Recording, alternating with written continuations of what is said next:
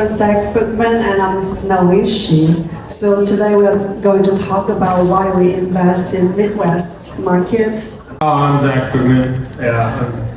I'm the other half of a strategy management. So to talk about all these other properties and places we go. The reason we invest in Midwest is because of the cash flow and a lot of landlord-friendly over there too, compared even in the market in Texas. So, and we can get a stable income and the occupancy is way much more stable than in Texas or the other markets.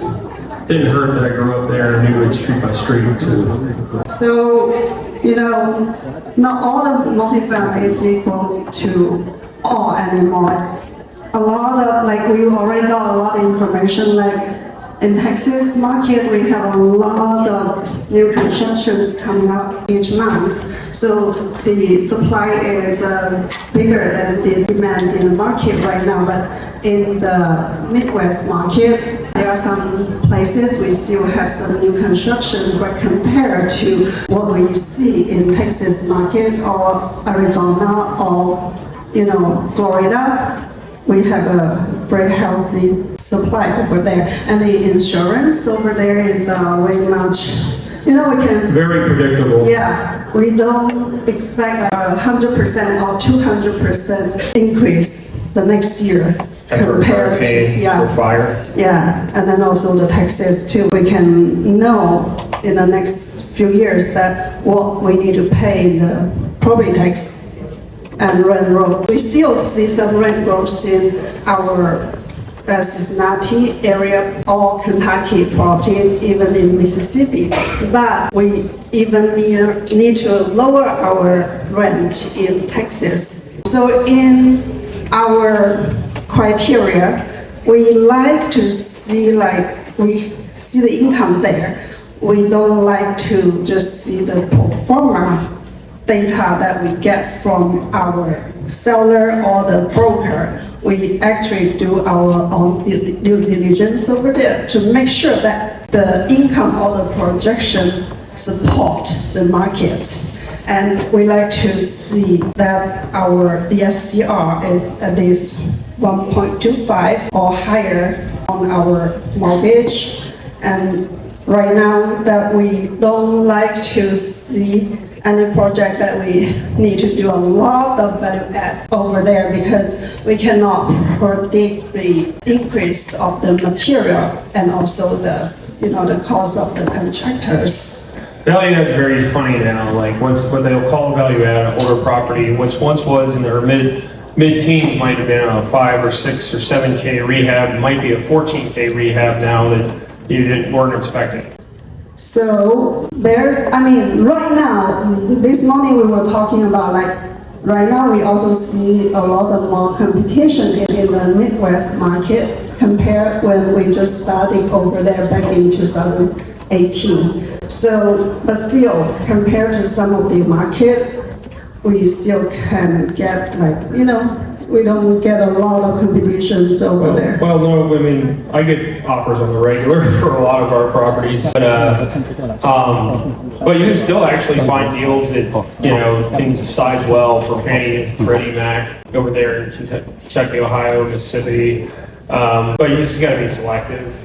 So we just want to show a little bit on the market price on the properties over there, Class B. So on Midwest market, we can still see the prices per door is a little bit lower than the average national market still, but of course depends on the different properties or different locations, so we can see difference on the prices as well. So our strategy in 2025, we only have 4 months left in 2025. Of course that everybody is looking for a good deal, but there are, limits on the good deals. Don't do a bad deal to get depreciation. Right. It's better to pay taxes than do a bad deal.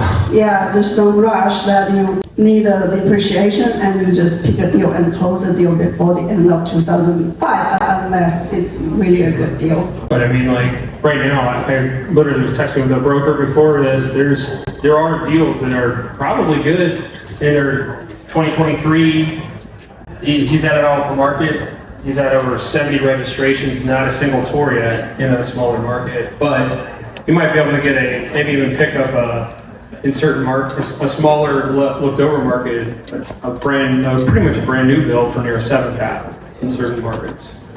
Now that's not the Midwest, but here's places. So anyway, like that's a bit. We have some other deals. Like, I mean, we've gone to small town Mississippi, Meridian, Mississippi, and we brought a property in 2021. We assumed the loan, and we took that revenue in 2021 from about 110,000 to I just checked it yesterday, to almost 190,000, which was just a really small market, but because their population's stable and there's nothing being built, right? We could technically we bought that almost like I want to say around 57 a door. I want to say if we were to sell on a 7-cap, it'd be almost 100 a door right now, and that'd be on true actuals. Yeah, and then in that market, both of our properties, they stay full most of the time, and like no delinquency, just like zero. Sometimes we might have like $150 delinquency, and our managers was like, "What should I do?" Because there's delinquency over there. So, you gotta be. We've just been very opportunistic over the years and be able to build up to about 3,000 units with friends and stuff throughout the places. The Midwest market. Midwest, Texas. We've had success in Texas too, but like, and we do have some properties there. But Texas will come back. But that's what some of the other guys are saying, that this is probably a good time to buy. And it's like there is a lot of people are out of the market, and like some bigger market firms won't travel. Right. And so so if you're willing to go to some places, you might be able to pick up a deal. We had friends going out to Lubbock looking at a deal. I used to basically be on the road looking for deals. And then when we were younger, the reason we got into Mississippi, she's like, go out and find a deal. And everybody was like scared at the beginning of 2020.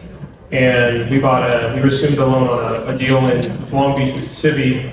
And we bought that thing for, I think, 9.1, and I think we could probably sell it for about 15 now. Because it fell out of contract because other people were scared at the time.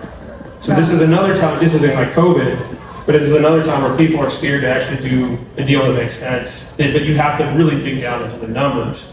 So there's a lot of different types that are just kind of on the sidelines. For whatever reason, you had some other syndicators are really bruised and beat up from deals that haven't worked out. And so this might be the time where you can filter through and get to the top. Okay, so we have a few minutes for any questions. So in 2025, if you guys are looking for deals, which state are you guys going to go? Where the deal makes sense. We'll still go to Texas. I'm the one I was texting about earlier was in Texas. But I'm not gonna, it's just things you gotta pick the market too. I've been very negative on Texas, but not every single market in Texas. But you have to, but we definitely, if it's Northern Kentucky, Cincinnati, and it's a deal, we'll do it all day long. Mississippi, outside, some of the stuff, Jackson, Mississippi is one of the worst places in the United States. The suburbs are amazing. And we've done full occupancies and cash flow and everything else, and so we've been able to make things work there. No, I also come from Cincinnati. Yeah. I'm so glad that you both can share your experience with us, with me. And my question is, we also actually invest property in Cincinnati and Columbus.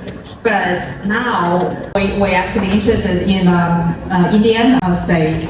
We know that's a very business friendly state. So do you have any plan for Indiana state, or do you have any properties invested in Indiana? Personally, we don't have any investment in Indiana, but if you find a good deal, number makes sense. I think We're not afraid. We've looked Yeah. and offered a few Right. times, but Right. we ended up getting on a hot streak in Cincinnati and Mississippi and kind of like forgot about Indiana for a while. Yeah. So, but no, we definitely went around Indianapolis, looked at a number of deals and didn't, it just, the timing never worked out, but it's not that we wouldn't do it, we just haven't, so. Any other questions?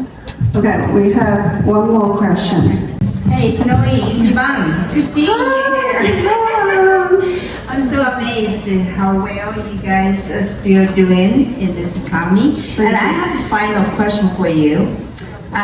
You said you have pretty much zero vacancy in your multifamily. So I wonder what the reason is, and do you think it's the quality of the people overall in the Midwest, or because you got a good manager? Or?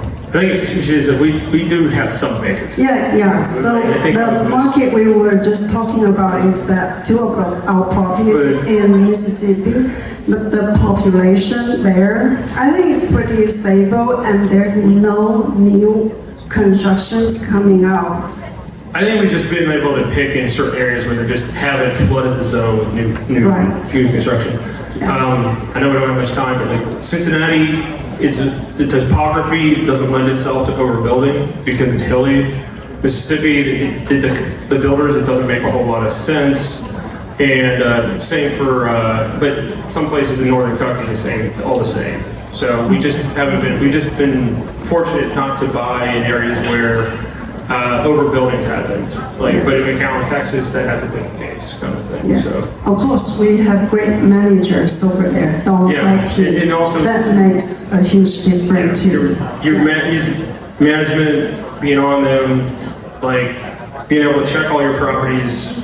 I can go in a half hour and be able to check 30 properties in about 30 minutes and be able to check trends.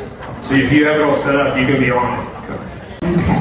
So I want to thank you for the sharing, and for those who don't know her, I have a personal relationship with Snowy. Thank you. She's a great person, very honest, willing to share all the time and teach you.